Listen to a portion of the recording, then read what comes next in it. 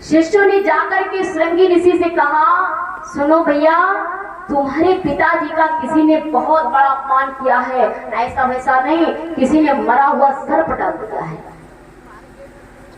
श्रृंगी ऋषि को क्रोध आ जाता है कि मेरे पिताजी का, एक तपस्वी मेरे पिताजी हैं, और उन तपस्वी के गले में ऐसा कौन मूर्ख है जिसने मरा हुआ सर्प डाल दिया। और वो जो सर्प था वो कोई ऐसा वैसा सर्प नहीं था, तक्षक था, तक्षक। तो अंजन में जल लिया और कहा, उस पापी को मैं श्राप देता हूं कि 7वें दिन वही सर्प जीवित होकर के उसे डस लेगा।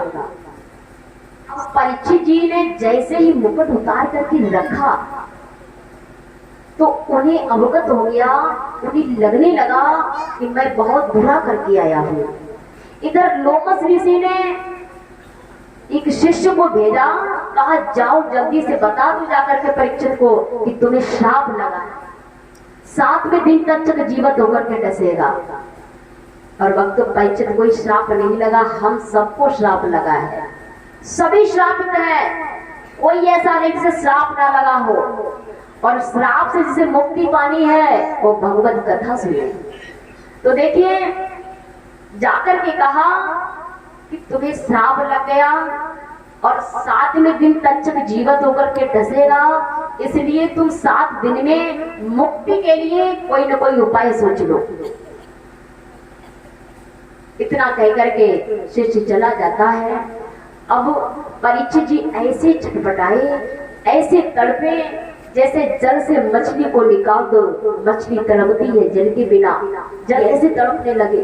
सोचने लगे कि मेरे जीवन के मात्र 7 दिन हैं, मेरे जीवन के केवल 7 दिन हैं, 7 दिन नहीं बल्कि 6 दिन है, 7वें दिन चले जाएंगे। कम समय में कैसे क्या करें जिससे हमें मुक्ति मिले। तुरंत क्या करते हैं परीक्षित मालूम है? सबसे पहले परीक्षित ने क्या किया, अपना राजपाट छोड़ दिया, अपने पुत्र जन्मेजय को राजपाट सौंप दिया। घर बार छोड़ देते हैं, घर से बाहर निकल जाते हैं। संत महात्माओं से पूछते हैं, अरे हमारे जीवन के 7 दिन बचे हैं, कुछ हमें ऐसी भगवान की चर्चा सुना दो, कुछ जिससे मुझे मुक्ति मिल जाए। पर कोई संत महात्मा नहीं बता रहा है, कोई चर्चा के बारे में नहीं जानता है कि वो चर्चा केवल सुखदेव जी जानते थे और कोई संत नहीं जानते थे। अब सब संत कहते हैं, जो भी सुनता है कि परीक्षित जी को श्राप लगा है, तो संत महात्मा कहते हैं परीक्षित जी से कि आप पर कृपा अगर सुखदेव मुनि महाराज की हो जाए और वो तुम्हें 7 दिन भगवान की चर्चा सुना दें तो अवश्य मुक्ति मिलेगी। तो बोले कहाँ मिलेंगे वो? बोले गंगा मैया के तट पे जाओ, गंगा मैया के तट पर उन्हें पुकारो तो शायद उनकी कृपा हो जाए। गंगे मैया तुम पर कृपा कर दें और सुखदेव मुनि आ जाएं, तुम्हें कथा सुना दें। परीक्षित जी गंगा मैया के तट पर जाते हैं और वहां पर काफी ऋषि थे, काफी संत जन थे। तो सब संतों ने सुखदेव मुनि को याद किया, हे गुरुदेव आप परीक्षित पर कृपा कीजिए। सुखदेव मुनि पधारते हैं, एकदम प्रकाश सा हुआ, प्रकाश सा हुआ, प्रकाश हुआ तो देखा कि सुखदेव मुनि आकाश मार्ग से उतर रहे हैं। उतरे हैं तो सब संत महात्माओं ने, परीक्षित जी ने सुखदेव मुनि का स्वागत सम्मान किया, उन्हें आसन दिया और सुखदेव मुनि बैठ जाते हैं। सज्जनों, परीक्षित जी आसन लगाते हैं, कहते हैं कि आप हम पर कृपा करें और हमें भगवान की चर्चा सुना दें। सुखदेव जी कहते मैं अवश्य सुनाऊंगा तुम्हें। हम आप क्या करते हैं, जब मृत्यु करीब आ जाती तो लोग घबराने लगते हैं। कोई बीमारी आपको लगी हो और डॉक्टर मना कर दे, दवाई चल रही हो, अंत में डॉक्टर मना कर दे भैया अब हमारे बस से बाहर है, बस भगवान ही आपको बचा सकते हैं। और हमने तो पूरा प्रयास किया, पूरी कोशिश की, हर तरह से दवाई की है, पर हम असफल हैं। देखिए परिवार वालों को ये बात बताते हैं डॉक्टर लोग, मगर जो मरीज होता है उसे नहीं बताते परिवार के लोग। धीरे से जब वो बात मरीज तक पहुंच जाती है तो मरीज घबराने लगता है, सोचता है कि अब मेरी मृत्यु होने वाली, कुछ ही दिन बचे, कुछ ही दिन हम जिएंगे, तो क्या करता है मालूम?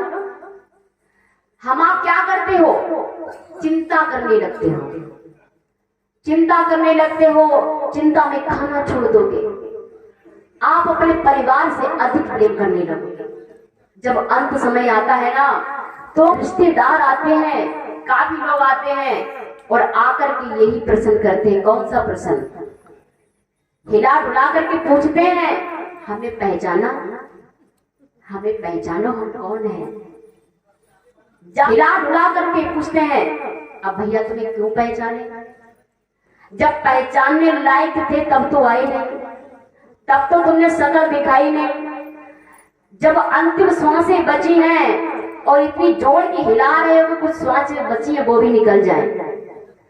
तो भक्तों, मेरे कहने का मतलब ये है, और जो मरीज होता है ना, वो भी, उसको भी ज्यादा मोह हो जाता है। वो भी क्या कहते मालूम? मेरी बिटिया को बुलाए दो, हमें दामाद को बुलाए दो, इन्हें बुलाए दो, उन्हें बुलाए दो। तो भैया परिवार के लोग फोन करने लगते हैं, कुछ लोग बिना फोन के आते हैं, कुछ लोग फोन करने से आते हैं। भगवान भी देखते हैं, वारे बा मनुष्य पूरे जीवन बिजी रहा, पूरे जीवन बिजी रहा, अंत समय तो इतना बिजी हो गया, इतना माया मोह में लिप्त हो गया, मोह माया में, कि पहले तो परिवार से ही मोह था, परिवार से ही प्रेम था, अब तो रिश्तेदारों को बुला लिया। मगर यही समय होता है, पूरे जीवन भगवान का भजन नहीं कर पाए, तो जो पल अंत में बचा है वही पल एक शांति प्रिय पल होता है। उस समय आपको चिंता नहीं करनी चाहिए, चिंतन करना चाहिए। मृत्यु से डरना नहीं चाहिए, भय नहीं होनी चाहिए।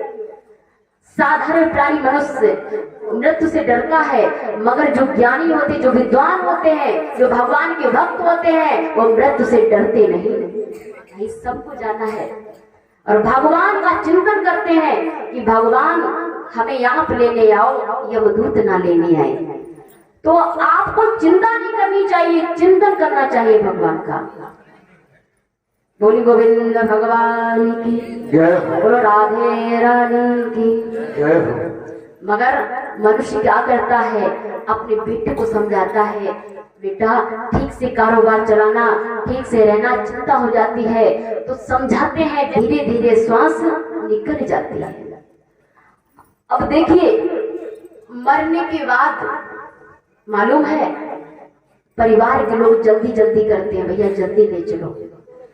जिस परिवार में आप वर्षों रहे, वर्षे बिताए और सबके लिए, परिवार के सुख के लिए मेहनत की, वो तुम्हें एक दिन भी रखना पसंद नहीं करते हैं, और रखेंगे तो बहुत मजबूरी में रखेंगे, नहीं तो कहेंगे भैया जल्दी करो जल्दी करो, और लेकर के चले जाते हैं और वक्त तो शमशान में जाकर के फूंक देते हैं। सज्जनों, और आपको बता दें, आपके इस्तेमाल की हुई चीजें, आपके इस्तेमाल किया हुआ वस्त्र, ये सब चीज फेंकवा देते हैं घर वाले, परिवार वाले फेंकवा देते हैं। भाई इनके कपड़ों को हटाओ, ये जो बिस्तर इन्होंने यूज किया इसको हटाओ, चारपाई यूज की इसको हटाओ। और बता दें, जाने के बाद में दरवाजे पर आग जलाते, कहीं तुम पुनः वापस ना आ जाओ, आग जलाते हैं, क्योंकि लोग कहते हैं कि वो हवा जो है ना जाने के बाद घर आती है और आग से बहुत डरती है, तो आग जलाते हैं। तुमसे इतनी बड़ी घृणा हो जाती, तुम्हें छूना तक पसंद नहीं करते हैं, और तुम्हें छूने के बाद, फूकने के बाद स्नान करते हैं और अपने घर को गंगा जल से छिड़कते हैं। मेरी बात एक बात समझना सज्जनों, मगर तुम्हारी कमाई हुई माया, कमाया हुआ धन, सारी चीजें फेंक देंगे, कमाया हुआ धन नहीं फेंकेंगे। वो तिजोरी में रखा होगा, लॉकर में रखा होगा। तुमने जो गहने बनवाए, जो सोना चांदी बनवाया, जो पैसा इकट्ठा किया, वो नहीं फेंकेंगे। जिस मकान को बनवाया उस मकान को नहीं छोड़ेंगे। क्या फेंकेंगे? नॉर्मल वस्तु फेंक देंगे। तो भक्तों समझ लो कि संसार में मनुष्य को किससे प्रेम है? तुमसे प्रेम नहीं है। और रोते भी हैं तो अपने मतलब का रोते हैं, क्योंकि तुमसे मतलब निकल रहा था, अब मतलब निकलना बंद हो गया तो रोते हैं। मेरे कहने का मतलब है कि ये किसको दिखाया? ये मरने वाला नहीं देख रहा है, ये हम आपको दिखा रहा है, भगवान दिखा रहा है कि तू तेरा मेरा करता है ना, ये मेरा वो मेरा, कुछ भी नहीं तेरा, कुछ साथ लेकर के गया। आप कभी दुख में, किसी परेशानी में आप रिश्तेदारों के पास जाना, कहना हम परेशान है, थोड़ी मदद कर दो, तो सामने वाले रिश्तेदार अपनी उल्टी 4 परेशानी गिनाते। वक्त तो सुख में साथ देते, दुख में शायद ही कोई ऐसे विरले होते हैं जो साथ देते हैं। बोलिए भक्ति और भगवान की जय हो, महापुराण की जय हो। तो सज्जनों समझ लीजिए कि संसार में मनुष्य केवल धन से प्रेम करता है, आपसे नहीं। जब तक मतलब निकलता रहेगा तब तक प्रेम करेंगे। तो देखिए परीक्षित जी ने चिंता नहीं की, चिंतन किया। सुखदेव जी कहते हैं परीक्षित आप घबराइए नहीं। एक खटवांग था जिसने 2 घड़ी में ही मुक्ति पा ली थी, 2 घड़ी में, पूरे जीवन भगवान का भजन नहीं किया, मात्र 2 घड़ी में मुक्ति पा ली। और तुम्हारे जीवन के लिए 7 दिन शेष है, चिंता मत करिए, हम ऐसी चर्चा सुनाएंगे जिससे तुम्हें मुक्ति मिलेगी।